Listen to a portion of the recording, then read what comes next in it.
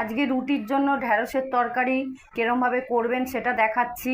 এটা হচ্ছে ঢ্যাঁড়স কাটা আছে প্রায় হাফ কিলো মতন, আর এখানে পেঁয়াজ নিয়েছি, কাটা পেঁয়াজ আর একটা বড় দেখে, আর টমেটো দুটো, আর রসুন থেতো 6-7টা, কাঁচা লঙ্কা, 5 ফোড়ন দেব একটু পরে। তেলটা আগে গরম হোক কড়াইতে, গ্যাস জ্বালাচ্ছি।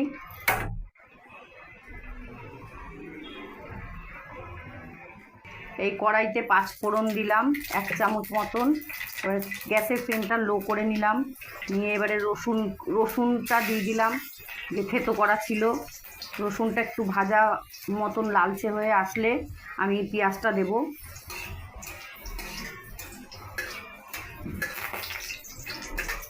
এই পেঁয়াজটা দিলাম। পেঁয়াজটা ব্রাউন কালার হয়ে আসলে টমেটো দেবো, একে একে সব মশলা দেবো। মশলা বলতে এর মধ্যে পড়বে ধনে জিরের গুঁড়ো, একটু অল্প টমেটো আর কাঁচা লঙ্কা, স্বাদ মতো নুন মিষ্টি। পেঁয়াজটা অর্ধেক মতন ভাজা হবে, বেশি ভাজা হবে না। এর মধ্যে ঢ্যাঁড়স দেবো, ঢ্যাঁড়সটাও একটু ভাজা হবে, হওয়ার পর তারপরে একে একে মশলা দেবো, টমেটো দেবো, সব দেবো। ঢ্যাঁড়সটাও যে বেশি ভাজা হবে তা না, অল্প ভাজা হবে।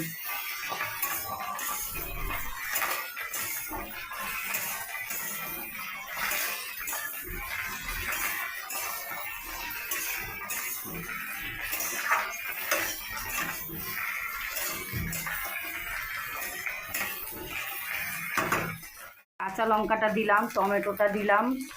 এবারে গ্যাসের ফ্লেম কিন্তু লো করে নেবেন এই সময়টা। কালারিং লঙ্কার গুঁড়ো দিচ্ছি 2 চামচ মতন।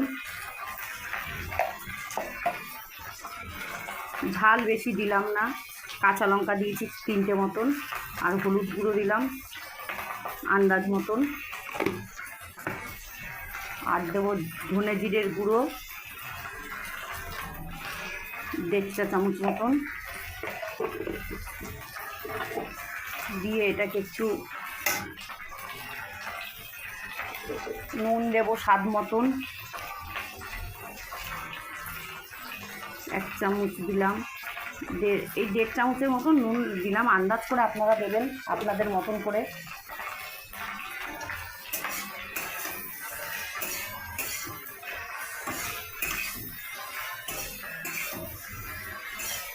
এবারে এটা একটু ঢেকে দেব, ঢেকে ঢাকা দিয়ে একটু নরম হয়ে যাবে, তারপরে এটাকে আবার জল দিয়ে একটু নাড়াচাড়া করব।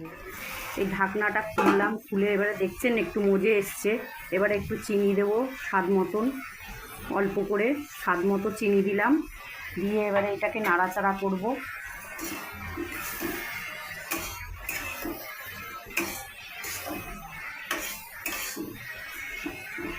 দেখতেই পাচ্ছেন আর একটু মজবে, মজার জন্য নাড়াচাড়া করে এবারে একটু জল দিয়ে ঢাকা দিয়ে দেবো। ঢাকা দিয়ে মিনিট 5 পর নামিয়ে নেব। এবার ঢাকনাটা দিয়ে দিলাম।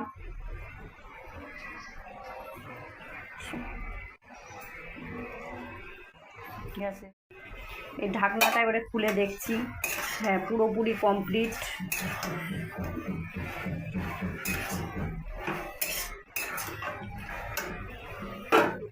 আপনারা চাইলে এটার মধ্যে আলুও দিতে পারেন, আমি আলু দেইনি, কিন্তু আলুও দেওয়া যায় লম্বা লম্বা করে কেটে। আমার রান্না কমপ্লিট, গ্যাসটা অফ করে দিলাম।